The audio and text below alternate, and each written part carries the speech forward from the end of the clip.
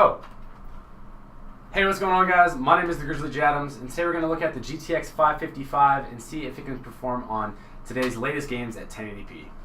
So strap in and let's get to it, guys.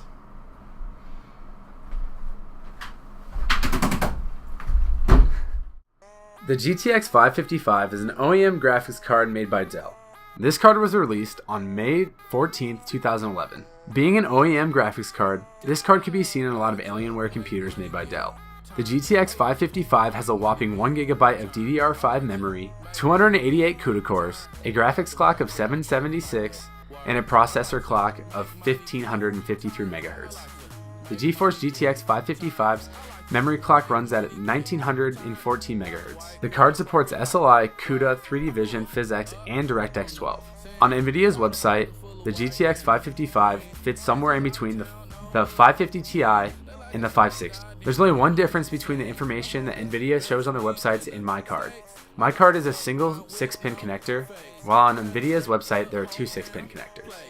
So let's see how this bad boy performs on some of today's titles at 1080p. For the upcoming benchmarks, I used the following setup: an i7 6700K, 8GB of RAM, the GTX 555, and an 850 watt power supply.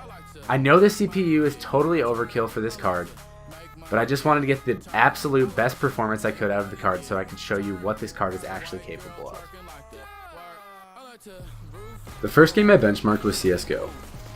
With maxed out settings at 1080p with AA turned down, you looked at a solid 80 to 90 FPS at all times. The GTX 555 definitely can hold its weight with lighter end games, so I decided to bump it up with Black Ops 2. Black Ops 2 at 1080p maxed out with depth of field off and AA turned down, a steady 60 to 100 FPS at all times.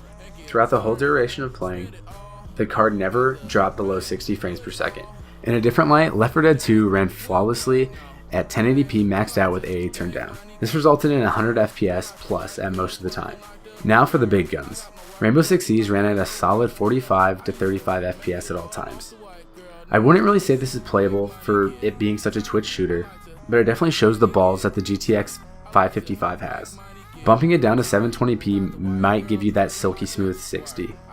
For everyone's favorite game right now, Battlefield 1, 1080p, low everything, playing on one of the more hectic maps, ran at a solid 30 to 35 FPS at all times.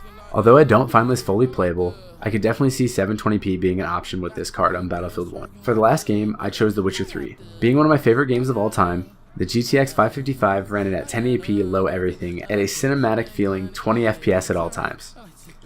I did try to bump it down to 720p on low everything, and I did end up getting a 35 to 40 frames per second, but I still don't believe that 20 FPS is playable, and I'm sure most of you want to play at 1080p. Well, my final verdict is, guys, the GTX 555 is a really unique card. With 1GB of DDR5 memory, it really has nowhere to go in the future here. But say if you see one on Craigslist, or I don't know, you have one already, you might be able to use it to turn your old desktop into a budget gaming rig. But for the price it goes on eBay, I definitely believe you can get a better card for the same price. I was fortunate enough to pick up this card for $5 because the guy who sold it did not know what it was and did not know if it worked. Well, it turns out it did. And that'll let me have a few hours of fun benchmarking these games for you guys. So if you guys like this video, please give it a thumbs up. I have more videos like this coming in the future. And if you guys want me to make a video of this card running on 720p with the same games, let me know. So thanks, guys. Hope you guys are having a good day. I know I am, and see you guys.